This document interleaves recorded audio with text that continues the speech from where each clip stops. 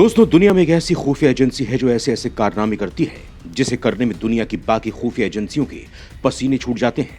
इसके आगे अमेरिका की CIA और M16 भी फेल हो जाती है।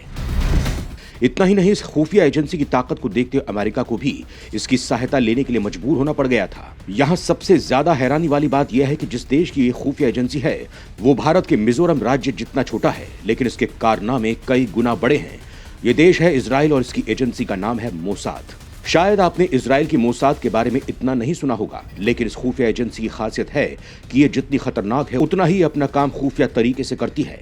इस खुफिया एजेंसी के लिए एक टैगलाइन लिखी जाती है, वो ये है कि जो मोसाद की नजर में आ गया उसका बचना नामुमकिन है। इसकी हिट लिस्ट से निकलना किसी के लिए आसान भी नहीं होता है। मोसाद की पहुंच हर उस देश तक है जहां इजराइल को खुद के लिए खतरा महसूस होता है। ये अपने दुश्मन को बख्शता नहीं है, फिर उसे चाहे दुनिया के किसी भी कोने से ढूंढ कर लाना पड़े। ये उसे ढूंढ कर मौत के घाट उतार कर ही दम लेता है। Mossad kill and flee principle पर काम करता है, यानी कि दुश्मन को मारो और गायब हो जाओ। इस खुफिया एजेंसी से आतंकवादी भी खौफ खाते हैं, क्योंकि अगर ये किसी आतंकवादी के पीछे पड़ जाती है तो उसे तो मारती ही है, साथ ही उसके जहां भी नेटवर्क फैले हुए हैं उसे भी जड़ से पूरी तरह से खत्म कर देती है। क्योंकि मोसाद का मानना है कि किसी एक आतंकवादी को खत्म करने के साथ साथ इजराइल के लिए खतरा पैदा करने वाले लोगों के मन में खौफ बनाना है। यही कारण है कि मोसाद को किलिंग मशीन भी कहा जाता है। तो चलिए इस खुफिया एजेंसी के बारे में और ज्यादा डिटेल से जानते हैं। इसके साथ ही जानेंगे कि इजराइल को इतनी खतरनाक एजेंसी की जरूरत क्यों पड़ी, कैसे इसकी शुरुआत हुई और यह कैसे काम करती है। तो आप हमारे साथ अंत तक जरूर बने रहिएगा। मोसाद का इतिहास। दोस्तों, इतिहास के मुताबिक यह बताया गया है कि यहूदी अपना अलग देश बनाना चाहते थे। वहीं द्वितीय विश्व युद्ध के दौरान हिटलर के द्वारा नरसंहार के कारण यह मांग और ज्यादा तेज हो गई। इसके बाद ब्रिटिशर्स ने 1948 में इजराइल की स्थापना की, लेकिन इसकी स्थापना के साथ ही इजराइल के चारों तरफ दुश्मन देश पैदा हो गए, यानी कि ये चारों तरफ से दुश्मनों से घिर गया। यह स्थिति इजराइल के लिए सही नहीं थी। वो ये समझ गया कि अगर उसे अपने देश को सुरक्षित रखना है तो खुद को मजबूत बनाना जरूरी है। इसके लिए इजराइल ने अपनी डिफेंस और सिक्योरिटी सिस्टम को इतना मजबूत करने के बारे में सोचा जिससे कोई भी दुश्मन उसकी तरफ उंगली उठाने से पहले भी 10 बार सोचे। इन्हीं हालातों में मोसाद की शुरुआत की गई, जो इतनी मजबूत और खतरनाक एजेंसी बनकर दुनिया के सामने आई कि जिसके बारे में किसी ने सोचा भी नहीं था। इस एजेंसी को बनाने का प्रस्ताव हैगना के सीनियर कमांडर रियोवन शिलोह ने तत्कालीन प्रधानमंत्री डेविड बैन ग्रोन के सामने रखा।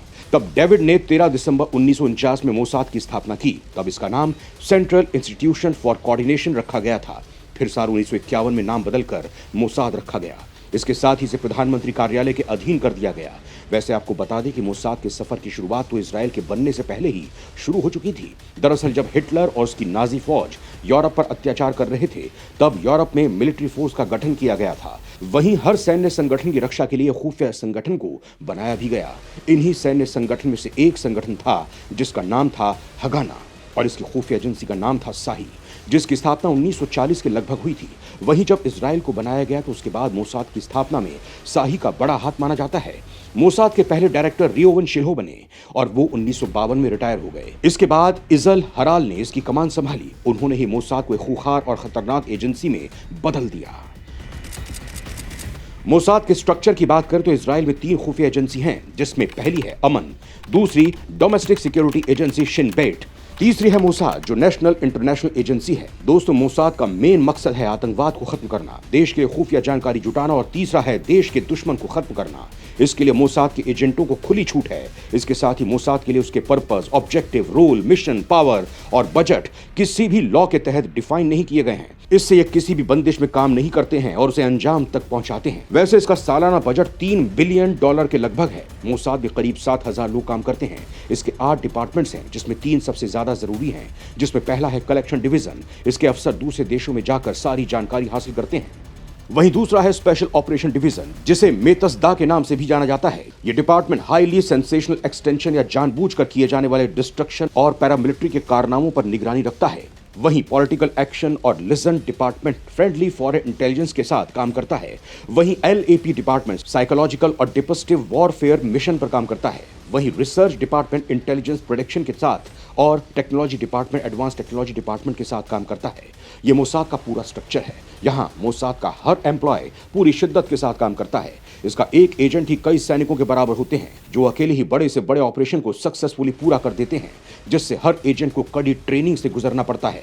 जिसके बाद वो इतने मजबूत हो जाते हैं कि हर परेशानी उन्हें छोटी लगती है। मोसाद की ताकत का अंदाजा तब लगा जब इजराइल के अरब देशों के साथ युद्ध छिड़ गया।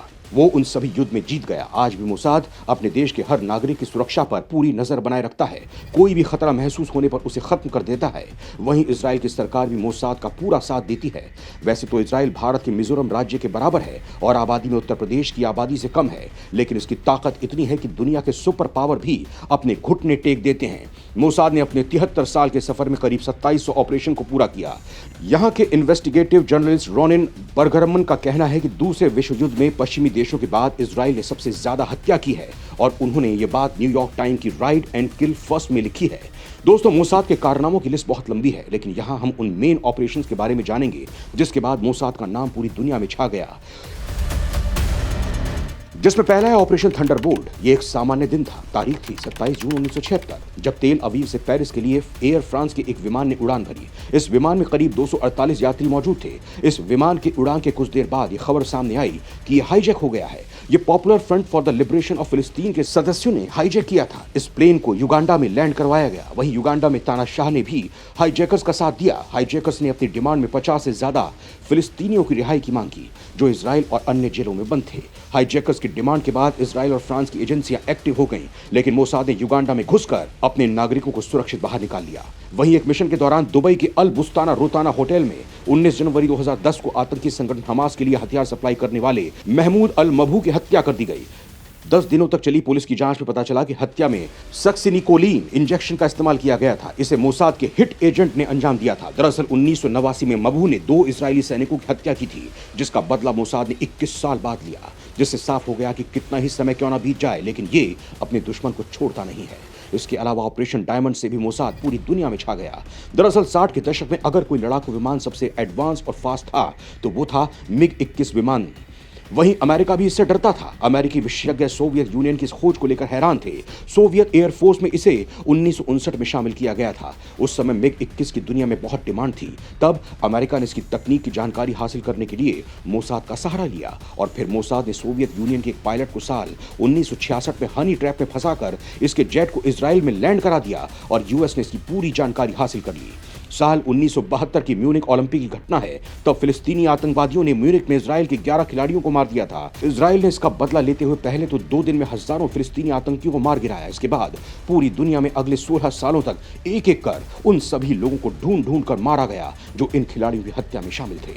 वहीं मोसाद ने अपने हाल ही के मिशन में ईरान के न्यूक्लियर साइंटिस्ट को मौत के घाट उतारा है। इस वैज्ञानिक का नाम था मोहसिन फकरीजदह, जो इराक के एक ऑर्गेनाइजेशन से जुड़ा हुआ था और यहाँ परमाणु हथियार बनाने की तैयारी में लगा हुआ था। इसके बारे में पता चलते ही इजराइल और अमेरिका इसके पीछे लग गए कि कैसे इस परमाणु प्रोग्राम को रोका जाए। वहीं इजराइल के मोसाद ने उनकी लोकेशन को ट्रेस कर लिया और उसे सर्विलांस में रखकर उनकी हर हरकत को स्टडी किया गया। और फिर नवंबर साल 2020 में जब पूरी दुनिया कोरोना की चपेट में थी, तब मोसाद ने एक नेशनल हाईवे पर अपनी सैटेलाइट से ऑपरेट होने वाली वैन को वहां पर खड़ा कर दिया, जिसका नाम था FNMAG मशीन गन। और जैसे ही मोहसिन उस हाईवे से गुजरा, मोसाद ने 1000 मील दूर इजराइल से मशीन गन को ऑपरेट किया और मोहसिन पर गोलियां चला दी, जिससे वो मौके पर ही मौत के घाट उतर गया। वैसे जैसे ही मोहसिन की सिक्योरिटी मोसाद की वैन के पास बढ़ी, वो सेकंड्स में ही आग का गोला बन गई और सारे सबूत खत्म हो गए।